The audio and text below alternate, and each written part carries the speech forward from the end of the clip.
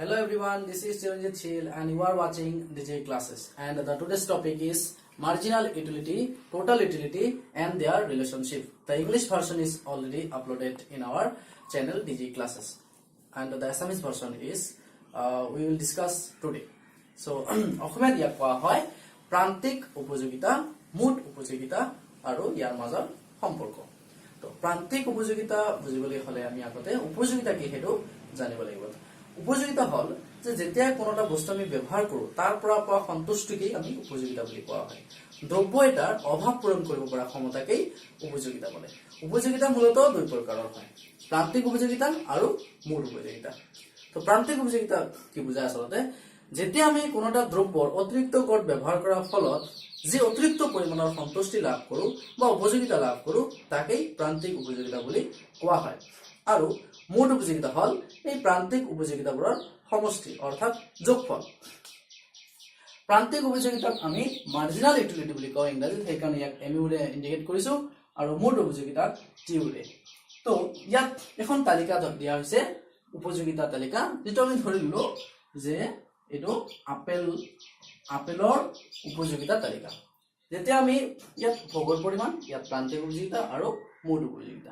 মূল উপযোগিতা ইয়াত লিখা হোৱা নাই। মূল উপযোগিতা বাহিৰ কৰিব হলে আমি টোটাল ইউটিলিটি বাহিৰ কৰিব হলে মাৰ্জিনাল ইউটিলিটি বিলাক যোগ কৰিব লাগিব, এনেকে আপ টু এন।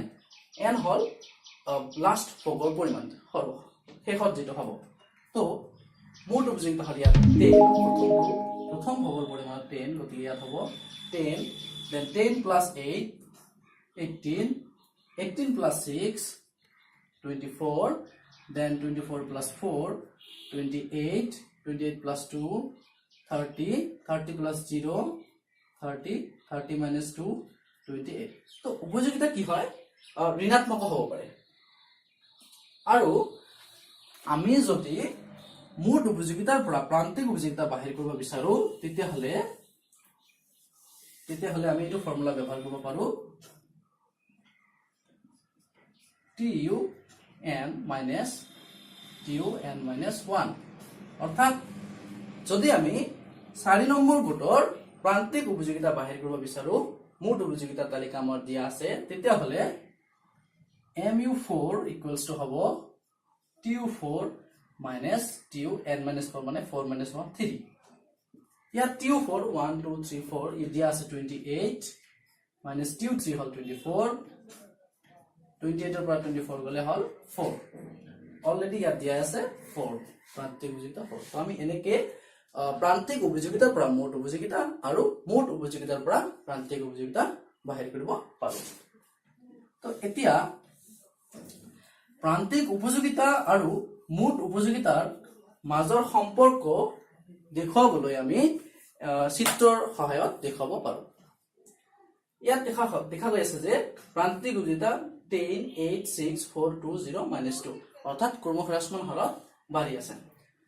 10 এইটো 10 8 6 4 2 0 দেন -2, আৰু এইটো আমি জয়েন কৰি দিলে, লগ লগাই দিলে আমি এটা কাৰ্ভ পাম, যেটো কাৰ্ভৰ নাম হ'ল MO, যেটো তলফালে হেলনীয়া হয়, কাৰণ লাহে লাহে আমাৰ প্ৰান্তিক উপযোগিতাটো কমি আছে। সেই একেটা বস্তু আমি যেতিয়া ভোগ কৰি আছো বাৰে বাৰে, তাৰ যেটো প্ৰান্তিক উপযোগিতা সেইটো লাহে লাহে কমি গৈ আছে। ঠিক তেনেকে মূল উপযোগিতা 10 18 24 28 then 30 again 30 then 28। তো আমি যেতিয়া লগ লগাই দিম